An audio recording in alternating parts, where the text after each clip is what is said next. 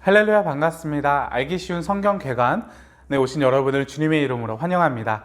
오늘은 알기 쉬운 성경 개관, 성경 어떻게 읽을 것인가 민수기 편 시작하도록 하겠습니다. 민수기는 어떤 책일까요? 민수기는 백성의 수를 세다라는 이름을 가지고 있습니다.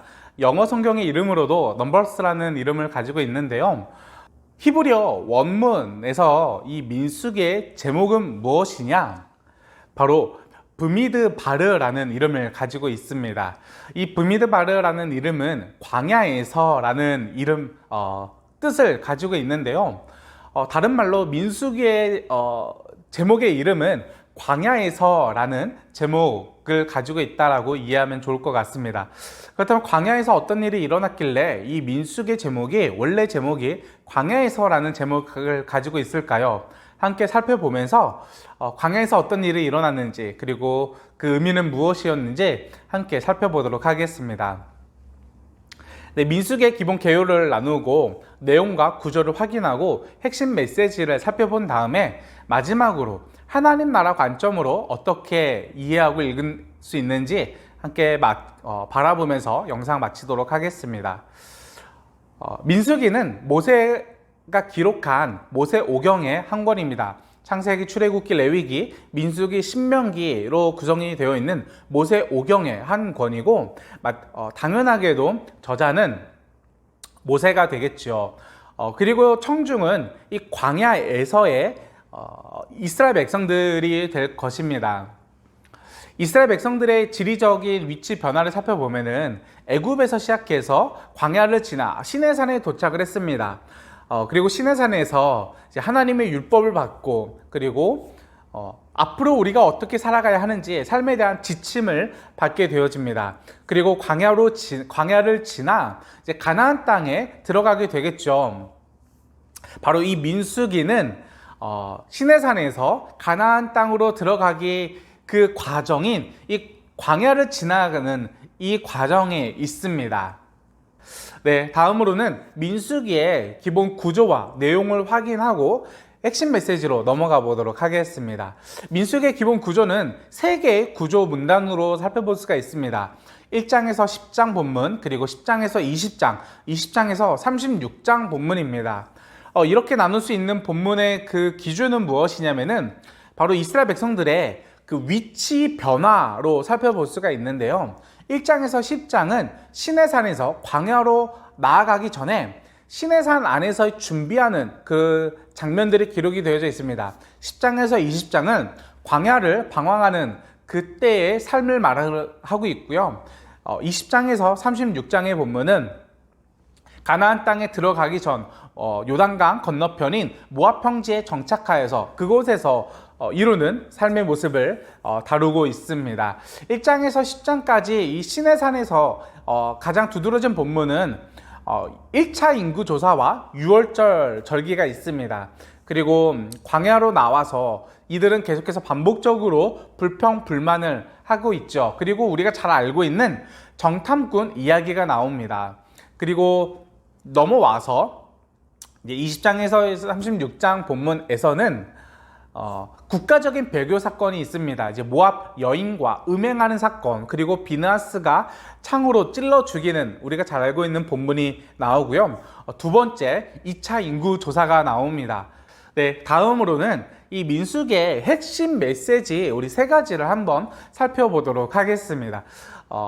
핵심 메시지로 제가 3가지를 꼽아봤는데요. 첫 번째는 인구조사, 그리고 불평, 광야, 이렇게 3가지가 있습니다. 먼저 인구조사부터 하나씩 살펴보도록 하겠습니다. 민수기에서 인구조사는 총 2번이 나오게 되어집니다.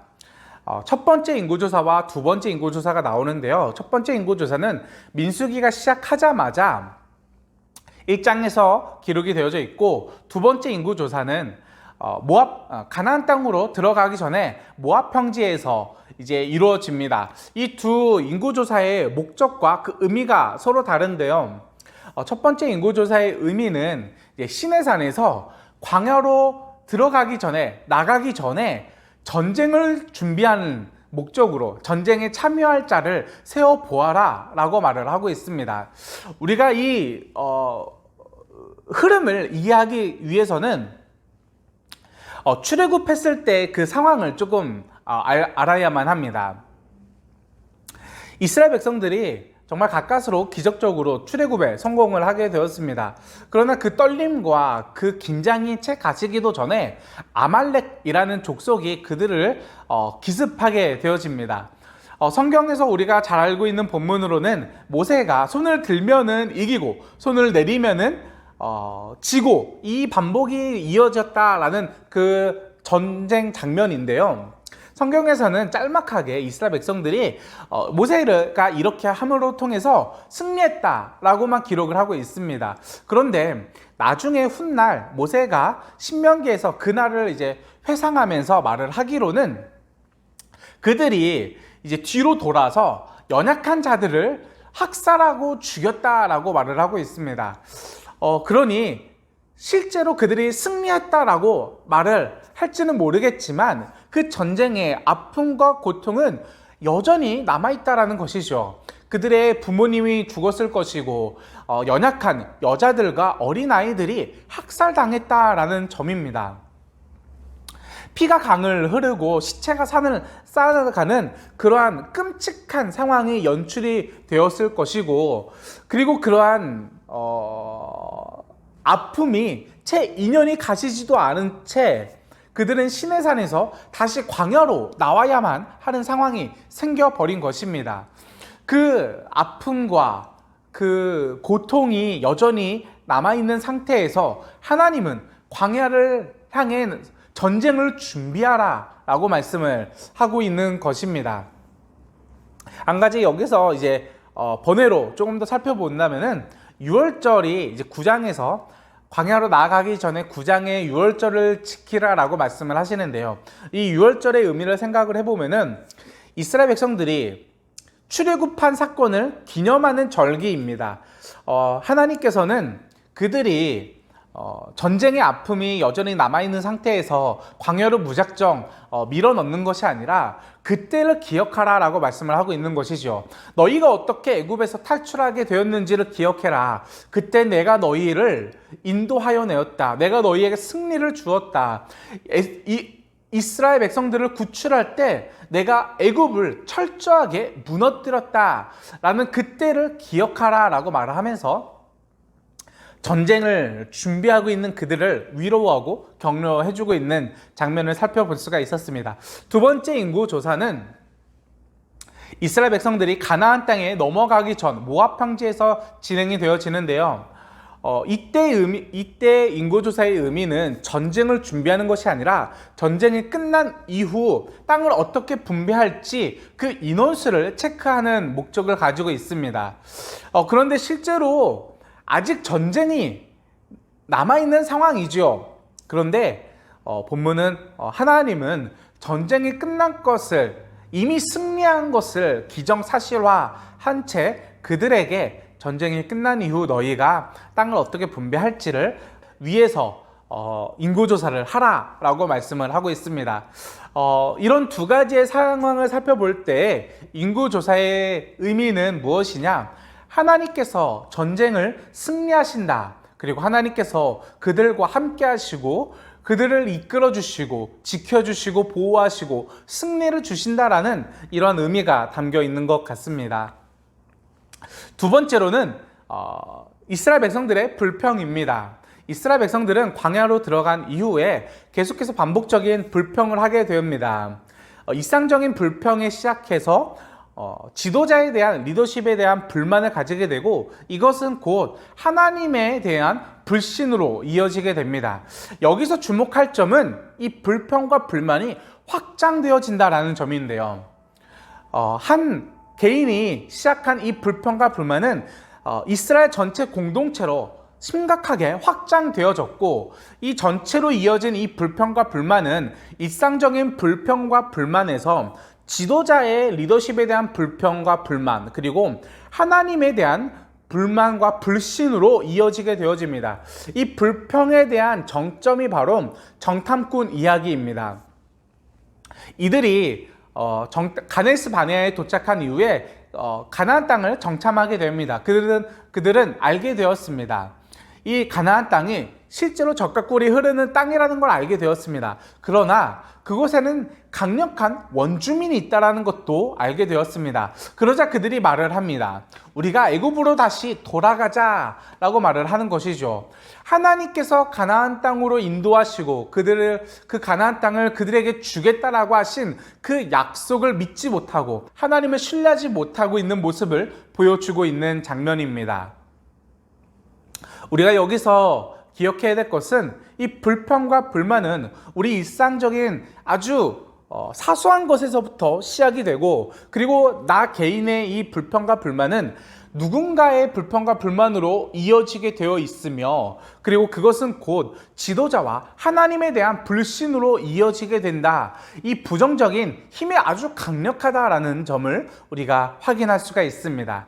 세 번째로 광야입니다. 광야에서 이스라엘 백성들은 계속해서 반복적으로 하나님에 대해서 불평과 불만을 하고 있습니다.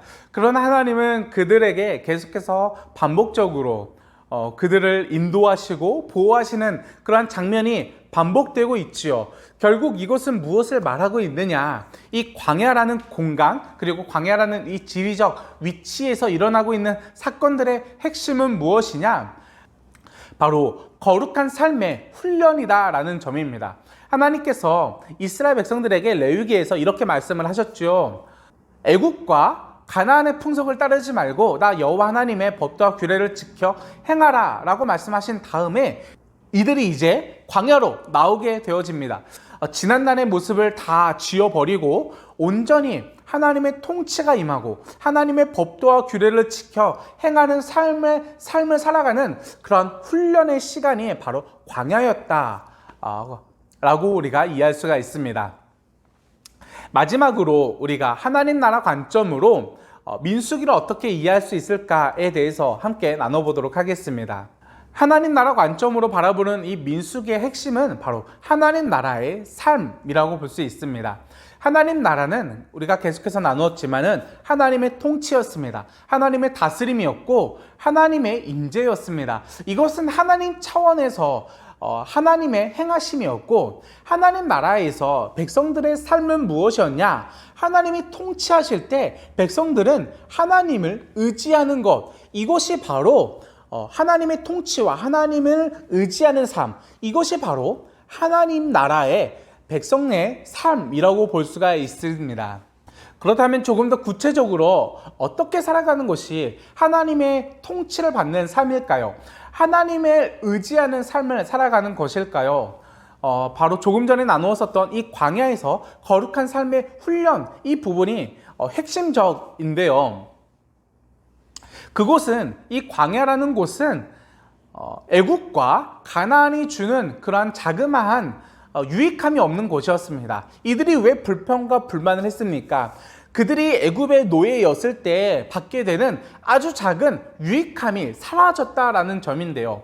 그곳에서 그들이 누리고 있었던 식량과 의식주와 관련된 부분들, 이런 유익함, 풍요로움, 부유함, 편리함, 이런 것들이 완전히 결핍된 상황이 생겨져 버린 것입니다. 다시 말해서 애굽과 가나안이 제공하고 있는, 우리가 누릴 수 있는 그 유익함, 부요함, 풍요로움이 완전히 사라진 상황이었다라는 것인데요. 그곳에서, 그 광야에서 하나님은 그 애국과 그 가나안이 주는 것으로 그들을 채워주시는 것이 아니라 하나님께서 주시는 것, 하나님의 채우심과 하나님의 공급하심으로 그들을 채워주고 있다라는 점입니다.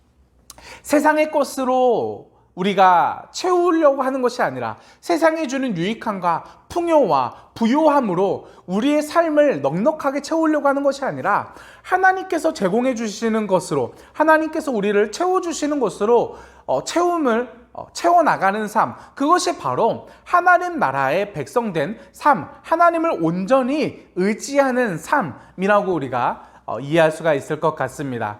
그리고 이것이 우리가 추구해야 할 하나님 나라의 우리들의 삶이지 않을까 싶습니다. 네, 이것으로 알기 쉬운 성경개관 민수기 편을 마치도록 하겠습니다. 네, 다음 주에는 우리 신명기로 함께 나눠보도록 하겠습니다. 다음 주에 뵙겠습니다.